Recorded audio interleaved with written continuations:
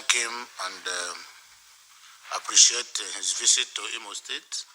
You recall he was in Imo State on official visit where he commissioned some strategic projects built by my administration and also used that opportunity to had a town hall meeting with critical stakeholders and leaders of the Southeast. And that for me was a very huge success. So I have to come to show appreciation and to thank Mr. President.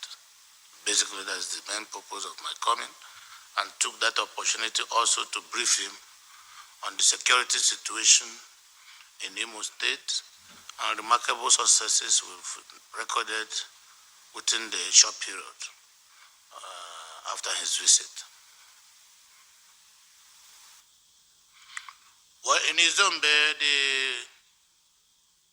crisis that ensued 5-6 days ago, where some bandits and some soldiers had misunderstanding and engaged themselves, that led to the death of 2 soldiers and also some of the bandits. Prominent among the bandits was one of the key prisoners that escaped from Owerri Correctional Facility.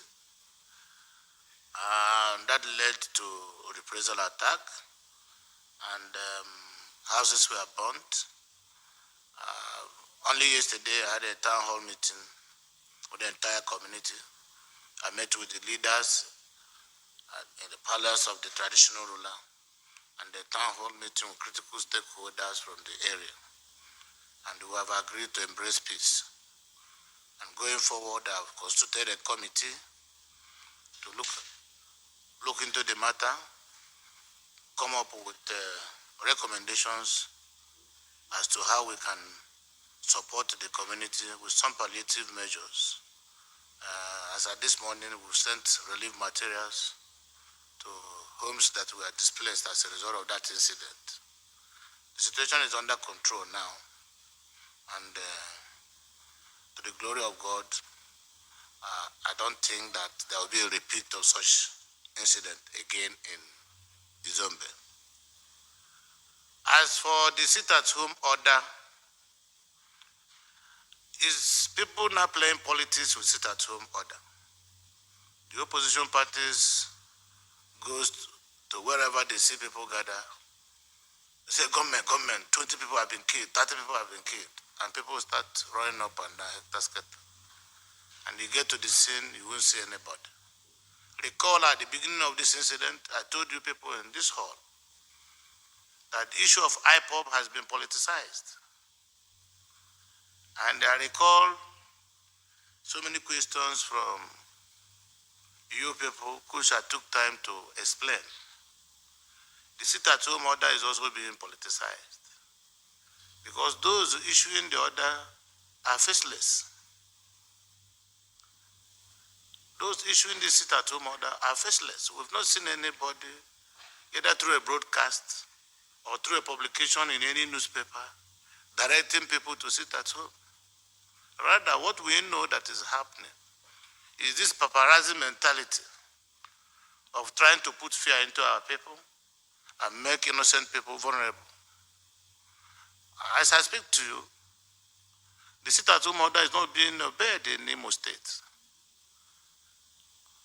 Apart from the incident of Izombe that restricted traffic in Owerri last Monday, before that time, the previous Mondays, people were going about their businesses in Imo State. So I think that we need to support the uninformed so that they don't, out of fear, commit suicide. So the truth of the matter is that we had these security challenges, we had misunderstandings and disagreements, but we've been able to also do a lot to bring this thing to the barest minimum. So the security situation in Imo State is relatively okay, and people are going about their businesses. The only regret is that we have invested a lot of money trying to manage the insecurity, which of course was not expected. So I think that our people need help. What is the help? We need to sensitize our people. We need to inform our people. There's no doubt that over 1,800 and something people escaped from the correctional facility in Owerri. These were people that were jailed for one crime or the other, ranging from kidnapping, armed robbery, and other criminal activities. So they are still on the street committing similar crime for which they were jailed. And we're also struggling, doing our best, looking for them. Out of 1,846 inmates, we've been able to rearrest over 870.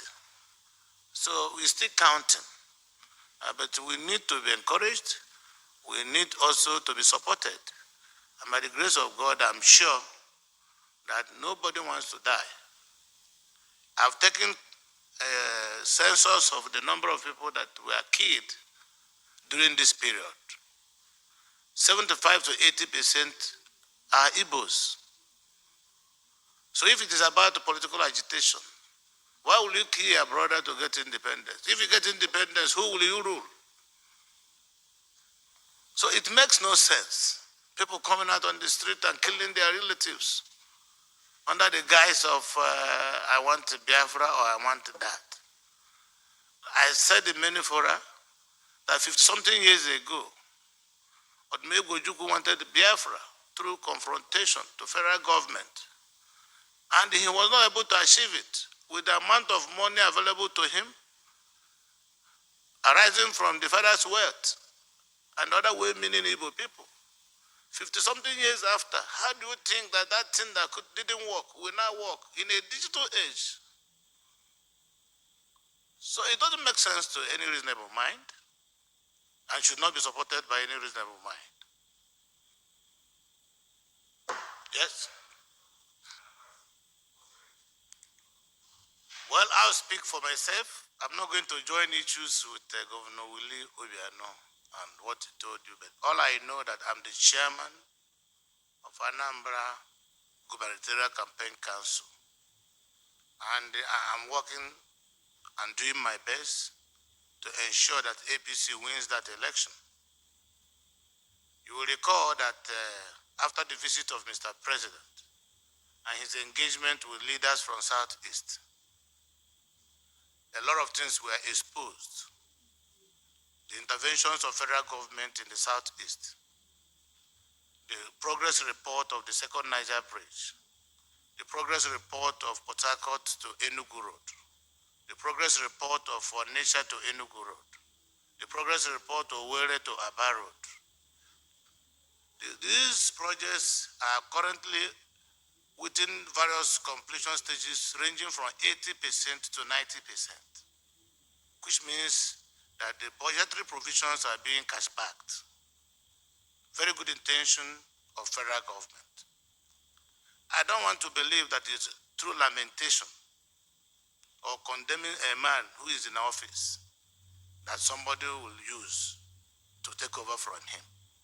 So the people of Anambra State who were also in that gathering have discovered the genuineness of the president and his policies vis-a-vis as it concerns the Igbos, and have seen that it is only through national politics, which some of us have been serious advocates of, that the Southeast will rapidly develop. Therefore, our people are now willing to join the winning team, and the winning team is APC, the party. As the last count, 8 members of the House of Representatives, it's not only APGA, PDP, APGA, they've joined the APC. Only this afternoon, the Deputy Governor of Anambra State joined the APC and has been presented to Mr. President. So what is remaining? If there is any strong parameter for conducting an opinion poll, this exodus of legislators and the second in command in the state joining this party, of course, automatically should translate into electoral victory. That means that APC is working. So I don't want to lament. In political program, you can lobby people. And I don't think APC has money to start buying people or giving people money. All we did was try to convince our people through persuasion and counseling. And they are now joining the party. By the grace of God, the way we are going, I wouldn't be surprised if everybody in Anambra declares for APC before the election, including the governor. So please help, join us, help me to thank the Almighty God who made this possible. Yes.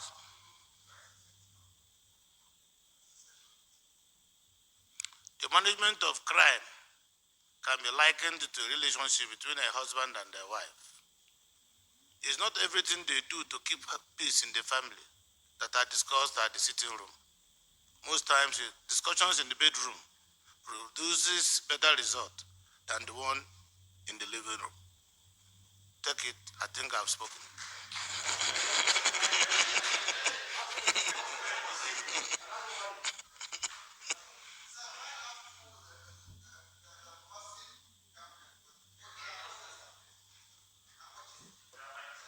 Well, if the governor wants to come and collect money, he should come, we will give to him.